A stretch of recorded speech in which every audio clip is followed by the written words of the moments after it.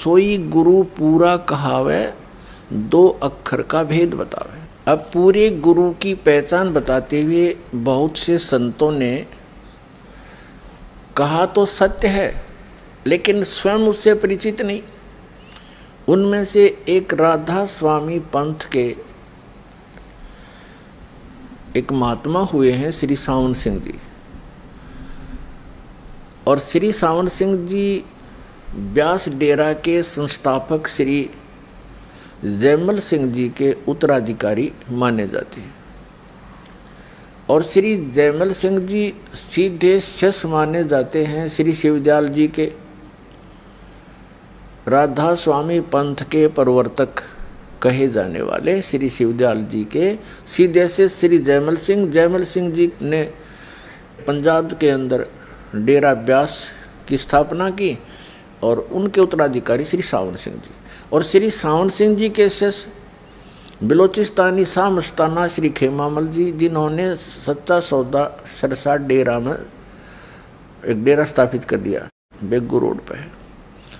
और उसी की एक ब्रांच जगमाल वाली और गंगुआ में पहुंच गई श्री सावन सिंह जी के ही विचारों की। और वही एक सावन कृपाल मिशन दिल्ली में स्टार्ट हो गया। श्री कृपाल सिंह जी सावन सिंह जी के शिष्य थे। तो उस सावन सिंह जी के क्या विचार हैं वो खुद बता रहे हैं कि गुरु ग्रंथ साहिब में ऐसा लिखा है कि सोई गुरु पूरा कहावे, जो दो अक्षर का भेद बतावे। वो दो अक्षर कौन से? वो सतनाम है जिसमें एक ओम है, एक गुप्त है। और यही श्रीमद् भगवत गीता अध्याय नंबर 17 के श्लोक नंबर 23 में कहा है, ओम तत्सत इति निर्देश है ब्रह्मण तिर्विध समर्थ। ब्रह्मण माने सतपुरुष, अमर पुरुष, परम अक्षर ब्रह्म। ये पर्यायवाची नाम है उपमात्मक उस पूर्ण परमात्मा के, पूर्ण ब्रह्म के।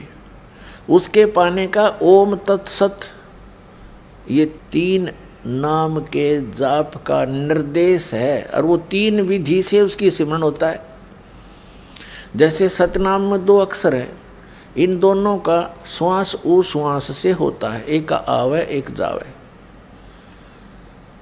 और जो सारनाम है जिसको श्रीमद् भगवत गीता में सत कहा है, तो वो सार शब्द है, सार नाम है, आदि नाम है। उसकी सिमरन की विधि इनसे भिन्न है। वो केवल सुरत और नृत से होती है।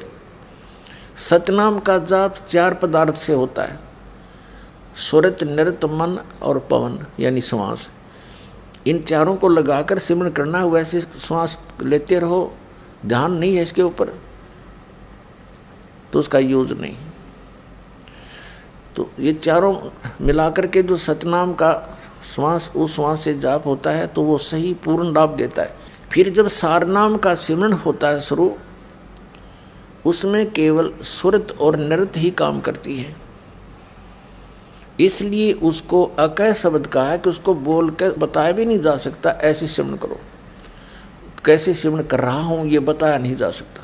करने वाला ही उसका अनुभव कर सकता है, महसूस कर सकता है। जैसे गूंगा गुड़ खा के उसके टेस्ट को बता नहीं सकता, एक विशेष प्रतिक्रिया ही कर सकता है। ये राधा स्वामी पंथ के ग्रंथ हैं, ये आपको दिखाते हैं। संत मत प्रकाश हजूर महाराज सावन सिंह जी के सत्संगों का संग्रह भाग 4। ये कहाँ से छपा ये देखिएगा। ये है संत मत प्रकाश भाग 4, महाराज सावन सिंह जी के वचन है। ये प्रकाशक सेवा सिंह, सेक्रेटरी राधा स्वामी सत्संग ब्यास, डेरा बाबा जयमल सिंह, जिला अमृतसर।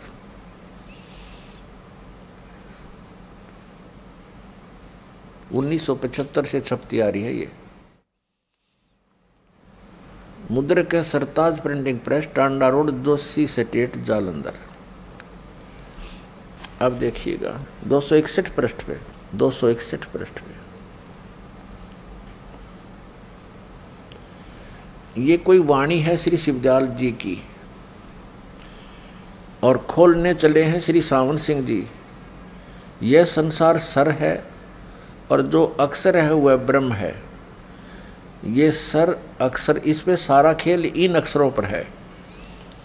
और तीसरा नी अक्षर, इनको पता नहीं इसके बारे में, वह ब्रह्म है। अक्षर को ये ब्रह्म कह रहे हैं और नी अक्षर पार ब्रह्म है।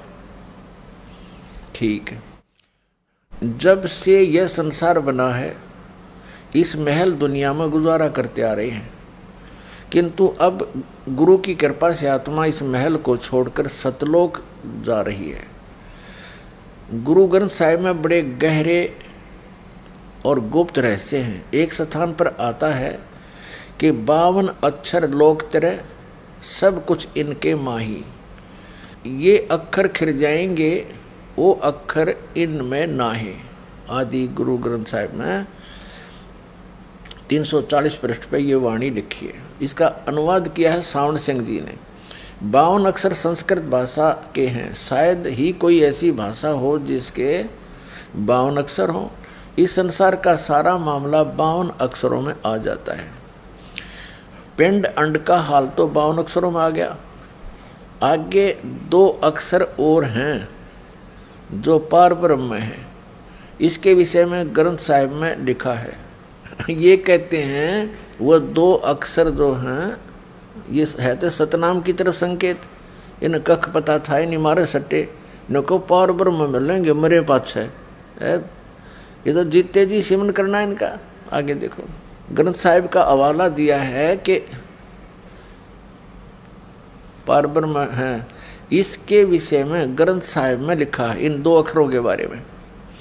सोई गुरु पूरा कहावे, 2 अक्षर का भेद बतावे। ये सावण सिंह जी के विचार हैं। ये कह रहे हैं कि गुरु ग्रंथ साहिब में ये वाणी है नीचे की इस पृष्ठ पे। सोई गुरु पूरा कहावे, 2 अक्षर का भेद बतावे। एक छुड़ावे एक लखावे, तो प्राणी निज घर को पावे। इन दोनों अक्षरों का भेद बता दिया। एक तो छुड़वावेगा इस काल से, ये इसकी मजदूरी है, ओम मंत्र है। और एक लखावेगा, दूसरा जो सतनाम का दूसरा मंत्र है वो पार नहीं कर सकता। वो केवल अक्षर पुरुष के लोक में ही प्रवेश करा सकता है, उससे आगे नहीं जा सकते। वो तीसरा मंत्र सार नाम, सार शब्द, विधेय शब्द, अकय शब्द जिसको बोलते हैं, वो पार करावेगा, उससे मोक्ष होगा। वो सार शब्द से वो भी सिमरन करने का, उसकी भी कमाई करनी है। देखिएगा, सोई गुरु पूरा कहावे, 2 अक्षर का भेद बतावे। सतनाम की तरफ संकेत है, 2 अक्षर का वो सतनाम। एक छुड़ावे, उन अक्षरों में थे एक ओम तो छुड़वाओगा। जैसे श्रीमद् भगवत गीता अध्याय नंबर 18 के श्लोक नंबर 66 में गीता ज्ञानदाता कहता है कि तू सर्वधर्मान परित्यज्यमाम